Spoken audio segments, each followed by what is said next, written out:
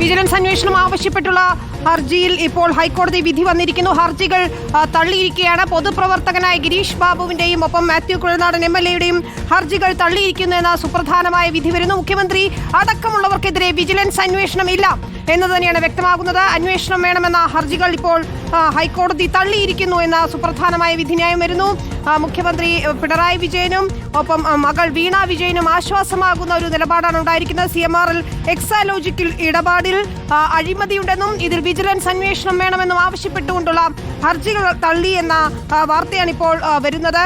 ശ്യാം ദേവരാജൻ ഞങ്ങളുടെ legal correspondent വിശദാംശങ്ങൾ നൽകും. ഫസ്റ്റ് ഓൺ റിപ്പോർട്ടർ ഹർജികൾ തള്ളിയിരിക്കുന്നു എന്ന സുപ്രധാനമായ വിധിന്യായം വരികയാണ്. ആശ്വാസകരം എന്ന് തന്നെ പറയണം. വിജിലൻസ് അന്വേഷണം ആവശ്യമില്ല എന്നത് തന്നെയാണ് ഹൈക്കോടതി കണ്ടെത്തിയിരിക്കുന്നത്. നമുക്കറിയാവുന്നതുപോലെ 2023 CMRL നിന്നും വീണ വിജയൻ മാസപ്പടി വാങ്ങി എന്നത് സംബന്ധിച്ച കേസിലാണ്, അതിൽ വിജിലൻസ് അന്വേഷണം ആവശ്യപ്പെട്ടുകൊണ്ടുള്ള ഹർജികളിലാണ് ഇപ്പോൾ വിധിന്യായം വന്നിരിക്കുന്നത്.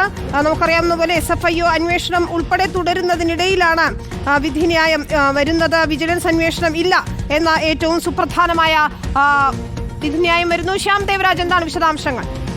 വിനിത വേണു, രണ്ട് കാര്യങ്ങൾ. ഒന്ന്, കളമശ്ശേരി സ്വദേശി ഗിരീഷ് ബാബുവും രണ്ടാമത്തേത് കോൺഗ്രസ് MLA മാത്യു കുഴൽനാടനും നൽകിയ ഹർജികൾ, രണ്ട് റിവിഷൻ ഹർജികളും ഹൈക്കോടതി തള്ളിയിരിക്കുന്നു.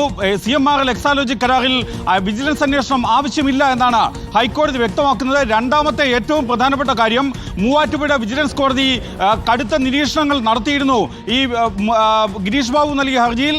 ഈ നിരീക്ഷണങ്ങളെല്ലാം ഹൈക്കോടതി റദ്ദാക്കിയിരിക്കുന്നു. അത്തരം നിരീക്ഷണങ്ങൾ റദ്ദാക്കുന്നു. അത് അനാവശ്യമായ നിരീക്ഷണങ്ങളാണ് എന്നാണ് ഹൈക്കോടതി നിരീക്ഷിക്കുകയും ചെയ്തത്. ഇതിന്റെ കൂടി അടിസ്ഥാനത്തിലാണ് മൂവാറ്റുപുഴ വിജിലൻസ് കോടതിയുടെ നിരീക്ഷണങ്ങൾ ഹൈക്കോടതി റദ്ദാക്കിയത്. അതിനപ്പുറത്തേക്ക് പിണറായി വിജയനും വീണ വിജയനും ഉൾപ്പെടെയുള്ള അവർക്ക് ആശ്വാസകരമാകുന്ന നടപടിയാണ് ഹൈക്കോടതിയിൽ നിന്നുണ്ടായത്. രണ്ടുപേർക്കുമെതിരെ വിജിലൻസ് അന്വേഷണം ആവശ്യപ്പെട്ട് നൽകിയ ഹർജി ഹൈക്കോടതി തള്ളിയിരിക്കുന്നു. Justice K. ബാബു അധ്യക്ഷനായ സിംഗിൾ ബെഞ്ചിൻ്റെതാണ് നടപടി. ഒപ്പം കോൺഗ്രസ് നേതാവ് രമേശ് ചെന്നിത്തല, മുസ്ലിം ലീഗ് നേതാവ് PK കുഞ്ഞാലിക്കുട്ടി ഉൾപ്പെടെയുള്ള നേതാക്കൾക്കെതിരെയും അന്വേഷണം ആവശ്യപ്പെട്ടിരുന്നു. ഈ അന്വേഷണം ആവശ്യമെല്ലാം ഹൈക്കോടതി സിംഗിൾ ബെഞ്ച് തള്ളിയിരിക്കുന്നു എന്നതാണ് ഏറ്റവും പ്രധാനപ്പെട്ട കാര്യം. രണ്ട് ഹർജികളാണ് ഹൈക്കോടതിയുടെ മുന്നിലുണ്ടായിരുന്നത്. ഒന്ന്, കളമശ്ശേരി സ്വദേശി പൊതുപ്രവർത്തകനായ ഗിരീഷ് ബാബു നൽകിയ ഹർജി. രണ്ടാമത്തേത് കോൺഗ്രസ് MLA മാത്യു കുഴൽനാടൻ നൽകിയ ഹർജി. ഈ രണ്ട് ഹർജികളുമാണ്, ഈ രണ്ട് റിവിഷൻ ഹർജികളുമാണ് ഹൈക്കോടതി തള്ളിയത്. ഗിരീഷ് ബാബു നേരത്തെ ഈ കേസിൽ വിജിലൻസ് അന്വേഷണം ആവശ്യപ്പെട്ടു. അതായത് CMRL നിന്ന് പുറത്തു വന്ന ചില രേഖകളിൽ, ഡയറിയിൽ ഉൾപ്പെടെ രാഷ്ട്രീയ നേതാക്കൾ പണം വാങ്ങിയിരുന്നു എന്നായിരുന്നു അതിൽ രേഖപ്പെടുത്തിയിരുന്നത്. അതിന്റെ അടിസ്ഥാനത്തിലാണ് രാഷ്ട്രീയ നേതാക്കൾക്കെതിരെ അന്വേഷണം ആവശ്യപ്പെട്ടത്. ഇക്കാര്യം ആവശ്യപ്പെട്ട് നൽകിയ ഹർജി ആദ്യം മൂവാറ്റുപുഴ വിജിലൻസ് കോടതി തള്ളി. പ്രധാനപ്പെട്ട കാര്യം, ഇപ്പോൾ ഇതിൽ അന്വേഷണം വേണ്ട എന്ന് തീരുമാനിക്കുമ്പോൾ, വിജിലൻസ് അന്വേഷണം വേണ്ട എന്ന് തീരുമാനിക്കുമ്പോൾ കോടതി ഏതെങ്കിലും തരത്തിലുള്ള നിരീക്ഷണങ്ങൾ നടത്തുന്നുണ്ടോ? കാരണം മുഖ്യമന്ത്രിക്കെതിരെ ഉൾപ്പെടെയുള്ള അന്വേഷണം വേണമെന്ന ആവശ്യമാണല്ലോ ഉയർത്തിയിരുന്നത്.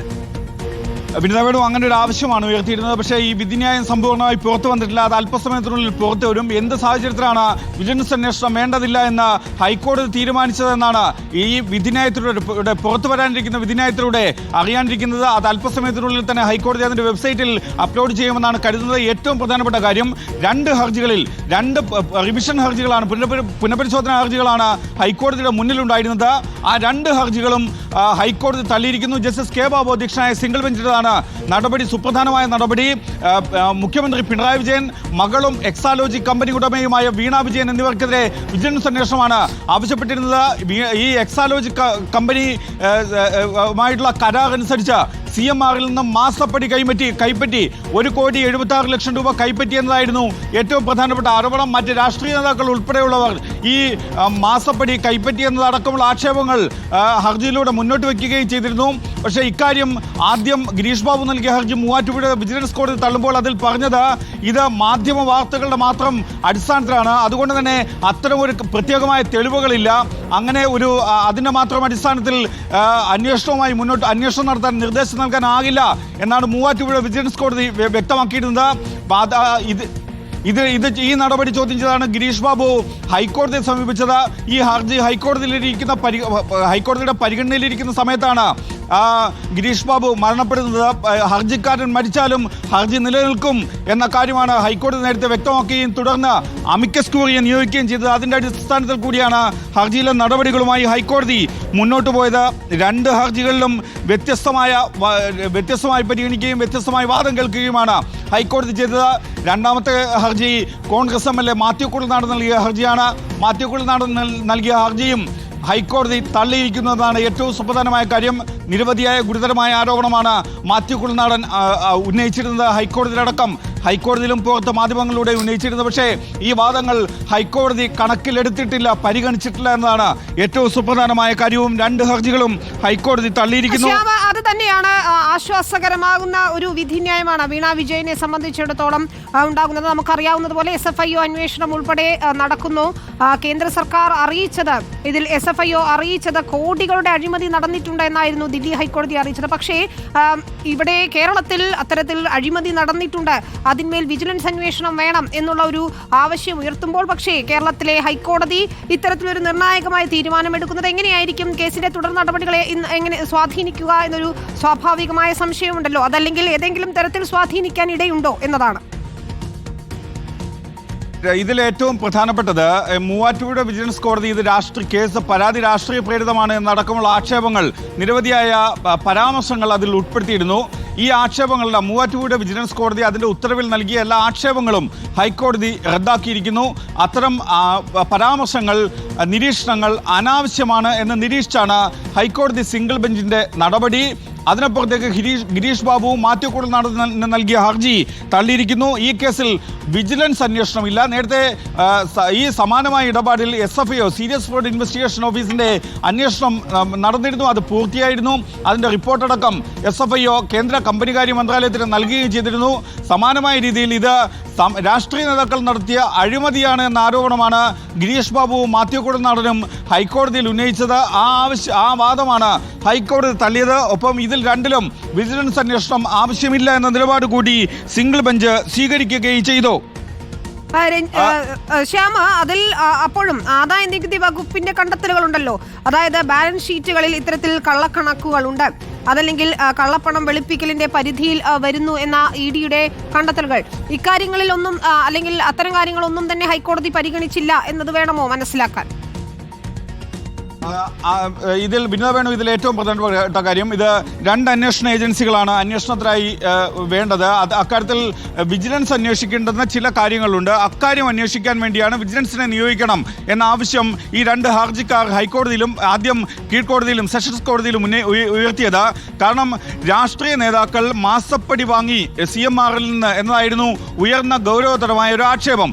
ഇക്കാര്യം ഇങ്ങനെ രാഷ്ട്രീയ നേതാക്കൾ, പ്രത്യേകിച്ചും ഭരണത്തിലിരിക്കുന്ന ആളുകൾ, മുഖ്യമന്ത്രി പിണറായി വിജയൻ ഉൾപ്പെടെയുള്ളവർ ഇങ്ങനെ വാങ്ങുകയും പകരം CMRലിന് മറ്റ് ചില നേട്ടങ്ങൾ ഉണ്ടാക്കി കൊടുക്കുകയും ചെയ്തു. പ്രത്യേകിച്ചും കരിമണൽ ഖനനവുമായി ബന്ധപ്പെട്ട അടക്കം അവർക്ക് അനുകൂലമായ നിലപാടെടുത്തു എന്നതാണ് ഈ ഹർജിക്കാർ ഹൈക്കോടതിയിൽ ഉന്നയിച്ച ഏറ്റവും പ്രധാനപ്പെട്ട വാദം.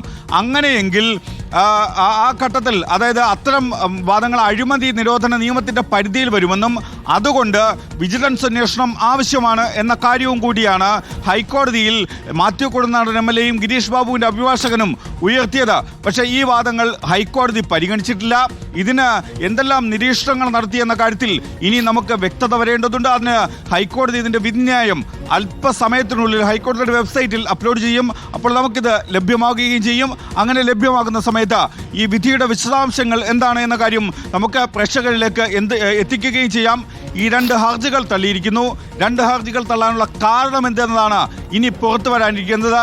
അത് ഹൈക്കോടതിയുടെ സിംഗിൾ ബെഞ്ചിന്റെ വിധിന്യായം പരിശോധിക്കുമ്പോഴാണ് അക്കാര്യം മനസ്സിലാകുക. എന്തായാലും ഗിരീഷ് ബാബുവിൻ്റെ ഹർജിയിലെ നടപടിക്രമങ്ങൾ ഏതാണ്ട് അവസാനിക്കുകയാണ് എന്ന് തന്നെ നമ്മൾ മനസ്സിലാക്കേണ്ടി വരും. പക്ഷേ മാത്യു കുഴൽനാടൻ MLA ഇതിൽ ഈ വിധിന്യായം പരിശോധിച്ചതിന് ശേഷം ഇതിന്മേൽ അപ്പീൽ പോകാനുള്ള സാധ്യതയുണ്ട് എന്നടക്കമുള്ള കാര്യങ്ങൾ അവർ പരിശോധിക്കുന്ന കാര്യം തീർച്ചയാണ്. അങ്ങനെയെങ്കിൽ മാത്യു കുഴൽനാടൻ ഇതിന്മേൽ വിജിലൻസ് അന്വേഷണം ആവശ്യപ്പെട്ട് ഹൈക്കോടതി ഡിവിഷൻ ബെഞ്ചിലോ അല്ലെങ്കിൽ സുപ്രീം കോടതിയിലോ പോകുമെന്ന കാര്യവും തീർച്ചയാണ്. അത് മാത്യു കുഴൽനാടനും അവരുടെ അഭിഭാഷകരുമാണ് അക്കാര്യത്തിൽ തീരുമാനമെടുക്കേണ്ടത്. അത് വിധിന്യായം കിട്ടിയതിനു ശേഷമായിരിക്കും ആ രീതിയിലുള്ള ഒരു തീരുമാനം പുറത്തു വരികയും ചെയ്യുക. എന്തായാലും മാത്യു കുഴൽനാടനെ സംബന്ധിച്ച് തിരിച്ചടിയാകുന്ന ഒരു നിലപാടാണ് ഹൈക്കോടതിയിൽ നിന്ന് പുറത്തു വന്നിരിക്കുന്നത്. മാത്യു കുഴൽനാടൻ നമുക്കറിയാം നിരന്തരമായി ഈ വിഷയം ഉയർത്തിയിരുന്ന ഒരാളാണ്. നിരന്തരമായി പിണറായി വിജയൻ, വീണ വിജയൻ എന്നിവർക്കെതിരെ ആക്ഷേപങ്ങൾ ഉയർത്തിയിരുന്നു. പക്ഷേ മാത്യു കുഴൽനാടൻ നൽകിയ ഹർജിയിലെ പ്രധാനപ്പെട്ട കാര്യം അത് പിണറായി വിജയനും വീണ വിജയനും എതിരെ മാത്രമായിരുന്നു. മറ്റ് രാഷ്ട്രീയ നേതാക്കൾക്കെതിരെ പി.കെ. കുഞ്ഞാലിക്കുട്ടിയും രമേശ് ചെന്നിത്തലയും ഉൾപ്പെടെയുള്ള രാഷ്ട്രീയ നേതാക്കൾക്കെതിരെ ആവശ്യം ഉന്നയിച്ചിരുന്നില്ല. ഒരുപക്ഷെ ഇക്കാര്യവും കൂടി ഹൈക്കോടതി പരിഗണിച്ചിരിക്കാം എന്നാണ് നമ്മൾ മനസ്സിലാക്കുന്നത്. എന്തായാലും അതിൻ്റെ വിധിന്യായം അല്പസമയത്തിനുള്ളിൽ പുറത്തു വരും. മാത്യു കുഴൽനാടൻ വാർത്താ സമ്മേളനങ്ങളിലൂടെയും അല്ലാതെയും നിരന്തരമായി ഈ വിഷയം ഉന്നയിച്ചിരുന്നു. ആ വാദങ്ങളെല്ലാം ഹൈക്കോടതിയിൽ വിശദമായി വാദം കേട്ടു. പക്ഷേ ഒടുവിൽ ഹൈക്കോടതി സിംഗിൾ ബെഞ്ച് ആ വാദങ്ങളെല്ലാം മാത്യു കുഴൽനാടൻ ഉന്നയിച്ച വാദങ്ങളെല്ലാം തള്ളിക്കളയുന്നു എന്നതാണ് ഈ വിധിന്യായത്തിൻ്റെ അന്തസ്സത്തയിലൂടെ നമുക്ക് മനസ്സിലാക്കാൻ കഴിയുന്നത്. ഹർജികൾ തള്ളുന്നതിലൂടെ മനസ്സിലാക്കാൻ കഴിയുന്നത് വിജിലൻസ് അന്വേഷണത്തിന് ആധാരമായ അല്ലെങ്കിൽ അതിന് അങ്ങനെ ഉത്തരമൊരു ആ രീതിയിലുള്ളൊരു അന്വേഷണം നടത്താൻ മതിയായ തെളിവുകളില്ല എന്നടക്കമുള്ള നിരീക്ഷണങ്ങളായിരിക്കാം ഹൈക്കോടതി നടത്തിയത് എന്നാണ് നമ്മൾ പ്രതീക്ഷിക്കുന്നത്.